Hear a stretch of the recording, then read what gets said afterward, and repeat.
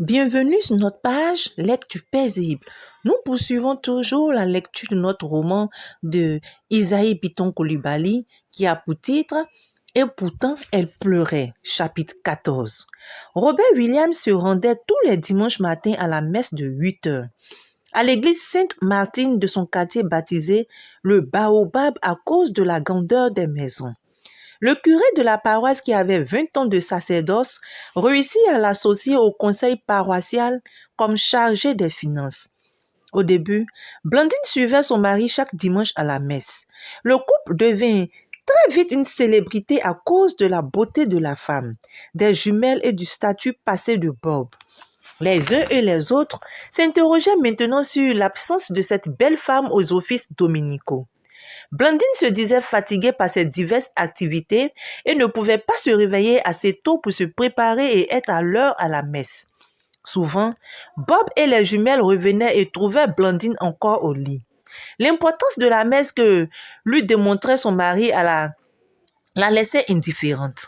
Bob aimait trop sa femme pour la contrarier. Chaque jour, il l'appelait 3 fois de son bureau pour lui dire des mots tendres. Blandine était devenue tout simplement Ya Habibi, mon amour en arabe. Quand il quittait la maison pour le bureau, elle était encore au lit.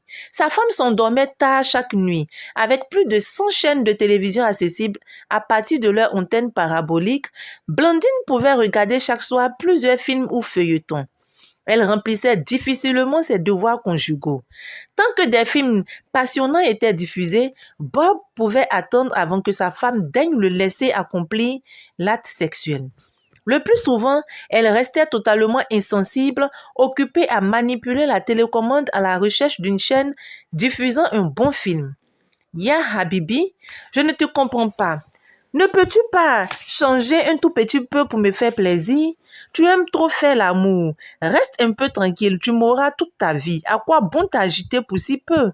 Je t'aime beaucoup et tu es indifférente. Tu me trouves indifférente? Oui. Tu as vraiment tort. Beaucoup d'hommes aimeraient se trouver à ta place. Leur joie serait totale s'ils me voyaient simplement dans leur lit. Toi, tu as déjà trop abusé de mon corps. Que veux-tu de plus? Ya Habibi, comment peux-tu me parler de la sorte? Cesse de m'appeler Ya Habibi.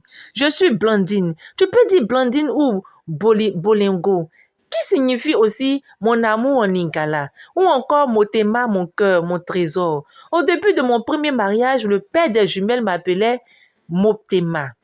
Et tu veux que je t'appelle ainsi? Où est le problème? Tu ne vas pas me dire que tu es jaloux de ce attardé mental. Chérie, on ne parle pas ainsi d'un homme qu'on a aimé et qui est de surcroît le père de tes filles. Aimer ce goujat, je ne le crois pas. Le père des jumelles, c'est à vérifier. Que veux-tu dire par cette phrase? Tu aimes trop poser de questions, mon cher mari. Je ne suis pas ton élève. Je suis ta femme et je te demande de me laisser suivre mon film qui commence. La grande satisfaction de Bob se trouvait dans ses jumelles qui avaient une grande affection pour lui. Elles devinrent ses véritables filles tant ils remplaçaient valablement leur père. Chaque matin, au moment où leur mère dormait, il les réveillait et aidait leur nounou à les laver. Ensuite, ils prenaient le petit déjeuner en leur compagnie avant de les habiller et de se rendre à la banque. Un car passait les chercher pour l'école, une institution internationale. Bob se faisait un réel plaisir de financer la scolarité des jumelles. Tous les soirs avant que leur maman arrive, il jouait avec elles ou les emmenait dans un supermarché pour leur offrir des glaces, des bonbons, du chocolat ou autre chose. Les filles refusaient finalement de passer leur week-end mensuel chez leur vrai père. Elles préféraient rester tous les jours en compagnie de Bob, qu'elle appelait papa, malgré les recommandations de la mère qui leur demandait de dire tonton. Ils se retrouvaient ensemble le dimanche après-midi à la plage ou à la piscine, ces moments appréciés par Blandine. Elle aimait nager et se reposer au bord de la mer. À la plage, elle montrait beaucoup d'affection pour son mari qu'elle caressait et embrassait sans cesse. Bob attendait chaque dimanche avec une grande impatience. Après la messe, il ne pensait qu'à partir à la plage. Distante d'une trentaine de kilomètres, ils allaient à la piscine quand le temps était mauvais. Un soir, Bob arriva chez lui et trouva sa femme boudin. Il s'étonna de la voir revenir si tôt de ses différents bureaux. « Mon amour, pourquoi es-tu si triste? à cause de toi. Que t'ai-je fait de si grave pour te rendre aussi triste? Réfléchis bien. Chaque jour, je me force de te faire plaisir et d'obtenir ton amour. Bob, es-tu sûr de m'aimer? Plus que sûr. Alors prouve-le-moi. Comment te le prouver? Je pense que je le fais chaque jour. Tu as trop vécu en Europe. Ici, quand on aime une femme, on doit le manifester par des actes concrets et non par des gestes tendres comme chez les Blancs. Là-bas, la femme a tout et ne pense qu'à l'amour. La femme africaine n'a même pas le minimum et doit attendre tout de son amoureux dans la mesure où le peu qu'elle gagne, elle le partage avec sa nombreuse famille. La femme africaine n'est pas matérialiste comme le croient certaines personnes, en particulier les hommes. La femme africaine n'a rien et attend tout, ce n'est pas du matérialisme. Moi, je n'ai jamais considéré que la femme était matérialiste. Pas toi, mais la plupart de nos hommes. Tu ne t'imagines pas l'effet de l'interview d'une astrologue. Les Africaines désirent se marier et elles adorent le confort matériel. Elles ont les pieds sur terre et la tête à la banque. Les femmes européennes attendent vraiment l'amour avec un grand A. Et c'est difficile de leur dire pour l'instant que c'est une denrée qui a disparu du monde. Parce qu'avant, on aimait l'autre pour lui et maintenant on aime pour soi. L'homme africain est beaucoup plus sentimental que l'homme européen et la femme africaine. Il s'intéresse peu aux problèmes matériels et j'aimerais savoir pourquoi. Tu ne peux pas savoir la joie des hommes le jour de la parution de cet article dans un hebdomadaire populaire. Je me tente de te voir citer aussi longuement cette astrologue. Mon ancien mari en avait fait un trophée de guerre. Cette citation avait été encadrée et posée sur notre table de chevet. J'ai brisé le cadre à plusieurs reprises. Chaque fois, il reprenait un cadre encore plus beau. Cette astrologue oublie qu'en Europe, les femmes ont été de tout temps accusées des pires mots. Geoffrey Bernard n'est-il pas européen? Je ne le connais pas. Ce qu'il dit de la femme est très grave. Qu'a-t-il dit? Je ne peux pas le citer de mémoire. Dis-moi ce que tu as pu retenir. Il a écrit. Pourquoi les femmes n'ont-elles pas sur le front une étiquette disant danger? Avertissement du ministère de la Santé. Les femmes peuvent mettre gravement en danger votre cerveau, vos organes génitaux, votre compte bancaire et votre confiance dans les lames de rasoir et votre situation au sein de vos amis. Bob, tu es menteur. Tu viens d'inventer cette situation pour me faire mal. Je ne te le pardonnerai pas. Elle monta dans la chambre laissant Bob pantois. Il monta la rejoindre, elle avait fermé la porte. Il tapa à plusieurs reprises, mais elle refusa d'ouvrir. Il resta devant la porte près de 45 minutes. Il avait fallu l'arrivée des jumelles pour qu'elle daigne ouvrir la porte. Elle pleurait. « Maman, pourquoi pleures-tu » demandaient à la fois les jumelles. « C'est ce méchant tonton qui m'a fait pleurer. Notre papa n'est pas méchant. Il ne fait pas pleurer, » dirent en chœur les jumelles. Elle appela la nounou pour les emmener en promenade. Bob Williams tenta vainement de lui présenter des excuses et de sécher ses larmes.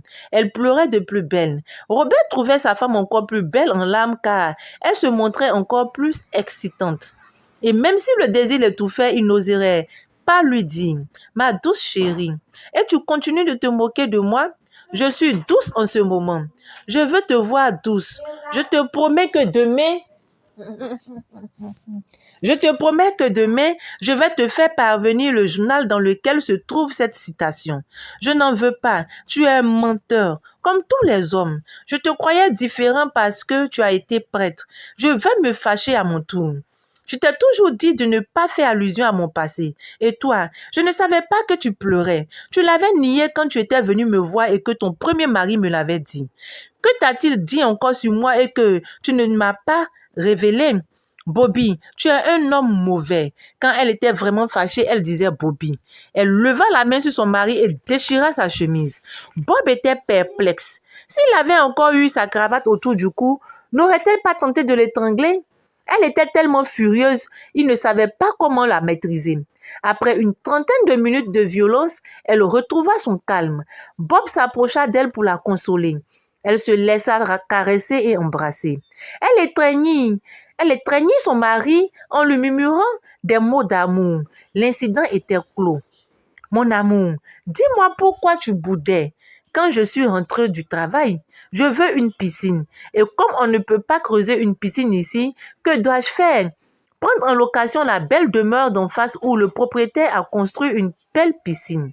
Je vois sur le portail l'inscription à louer depuis 3 mois, mais j'ai l'impression que cette maison coûte cher. Tu as déjà une indemnité de loyer. Il te suffira de payer la différence. J'en parlerai à la banque et on trouvera une solution satisfaisante. Tu es un ange. Oh. Tu es un ange, mon chéri. Maintenant, tu dois sécher divinement mes larmes que tu as fait couler. Je n'aurais jamais pensé que tu puisses pleurer de la sorte. Toutes les femmes pleurent la nuit dans la chambre et seuls les prêtres ne le savent pas. Toutes les femmes, je dis bien toutes les femmes. Comment sécher définitivement tes larmes? Je veux les boucles d'oreilles en diamant que j'ai vues hier dans la bijouterie La Pelle. Tu les auras demain sans faute. Bob, tu es vraiment adorable. Je suis la plus comblée des femmes. Je remercie Dieu de t'avoir comme mari.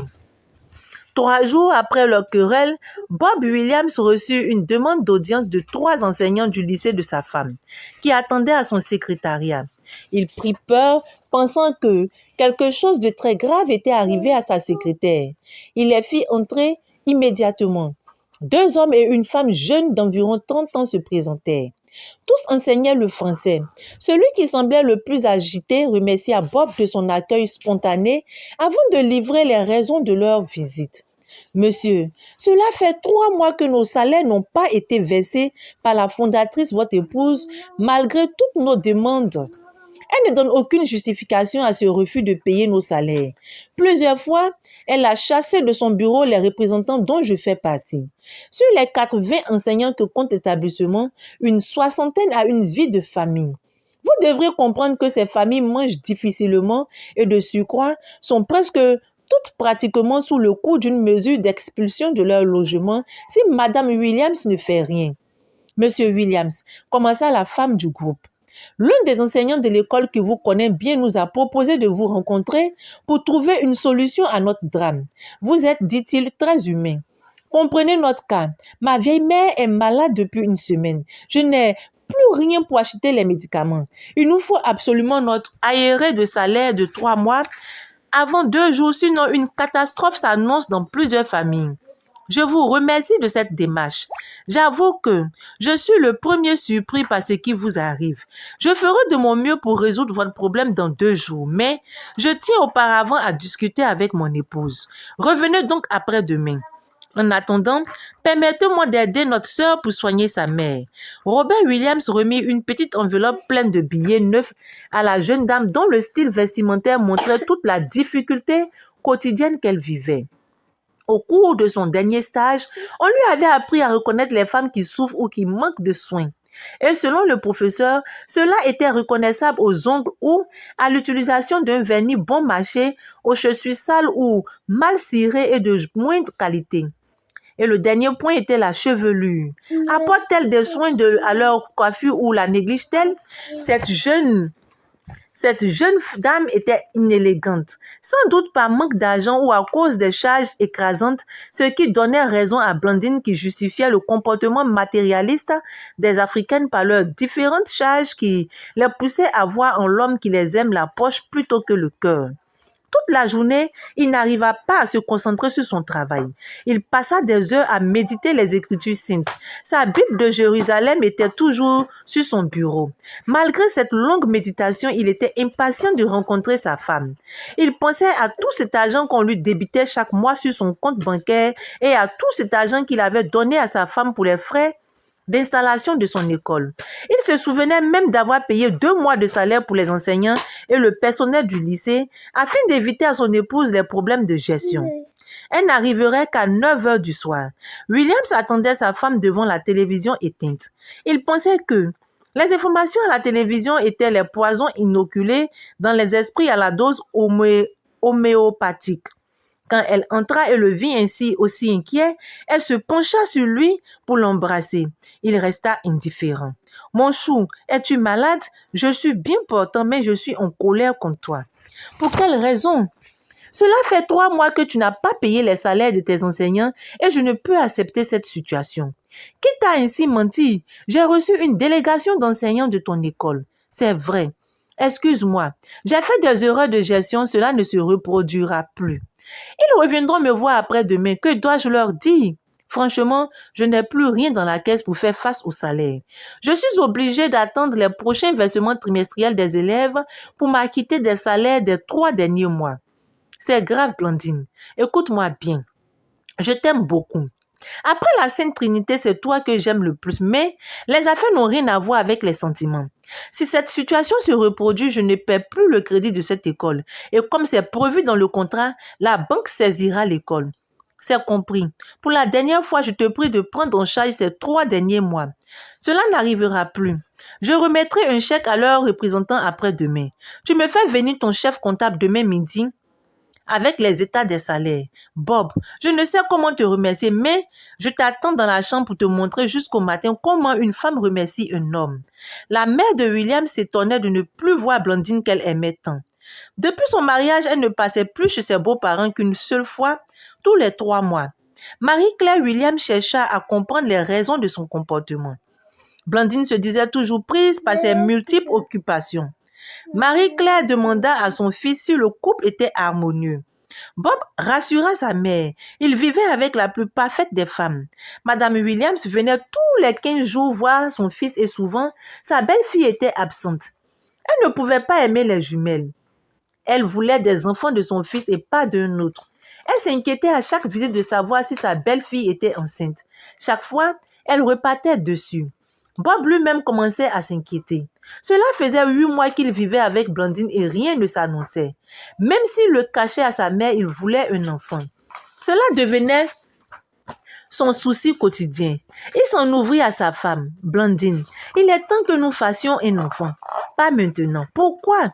J'ai peur. Je ne veux pas devenir une célibataire avec plusieurs enfants. Avec les hommes, il faut être prudent. Qui dit que demain tu ne vas pas vouloir divorcer? Qui m'épousera avec mes 3 ou 4 enfants? Quand je serai sûre de ton amour, alors seulement je prendrai le risque de te faire un enfant. Un seul. Je ne veux pas avoir plus de 3 enfants et vieillir prématurément. Avec tout ce que je fais pour toi, tu n'as toujours pas confiance en moi. Je ne sais plus que te dire. Tu es vraiment comme tous les hommes. Pour une femme, ce n'est pas ce que tu as fait et qui compte. C'est ce que tu dois faire qui a de l'importance. Je me demande quand vous allez le comprendre, vous les hommes. Depuis le temps que je te demande de m'offrir une agence de voyage, tu ne te décides pas. Quand je l'aurai, je serai au paradis, c'est-à-dire que mon bonheur sera total. Et je pourrai devenir la femme que tu souhaites. Le lendemain soir, elle appela son mari pour lui apprendre qu'elle rentrerait tard. Une de ses coiffeuses se trouvait à la clinique Saint-Joseph, après une tentative de suicide à cause d'un homme. À minuit, elle n'était toujours pas là. Bob Williams se dirigea vers la clinique.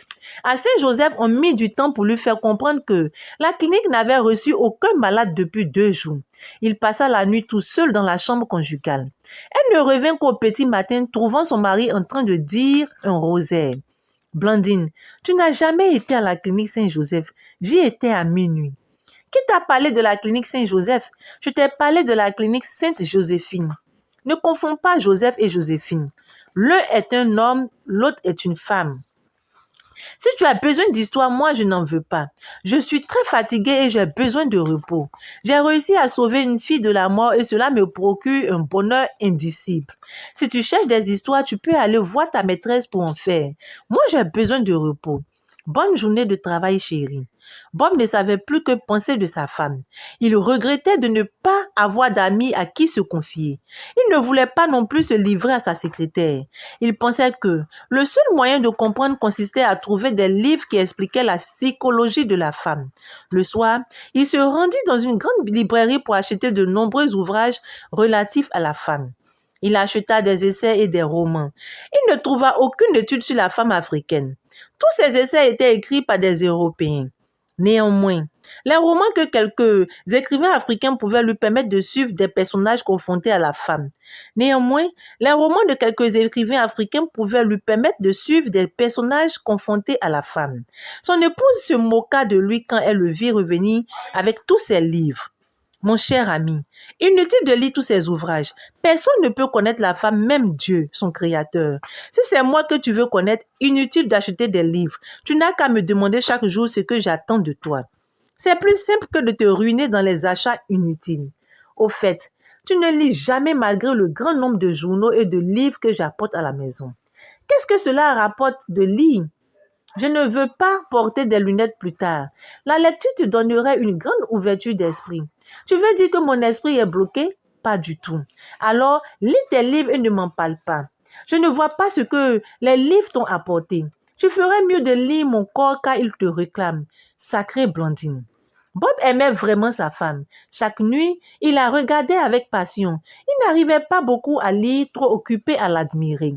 Elle ne s'occupait que de sa télévision. Les nuits où les jumelles dormaient en leur compagnie plaisaient énormément à Bob. Elles obligeaient leur mère à éteindre la télévision pour qu'ils puissent bavarder tous les quatre. Depuis qu'il vivait avec sa femme, Bob ne comprenait pas le peu de temps que Blandine accordait à ses filles. Elle se disait toujours fatiguée quand elle courait vers elle. Et il pensait qu'elle n'avait pas la fibre maternelle. Un jour, par le plus grand des hasards, il rencontra une fille qui travaillait dans le salon d'esthétique et de coiffure de sa femme.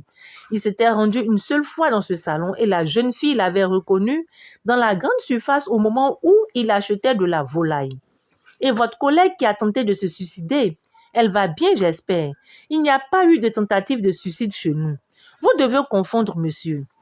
Robert Williams avait tout compris et ne voulait plus de dispute avec sa femme dans la mesure où elle avait découché la semaine précédente.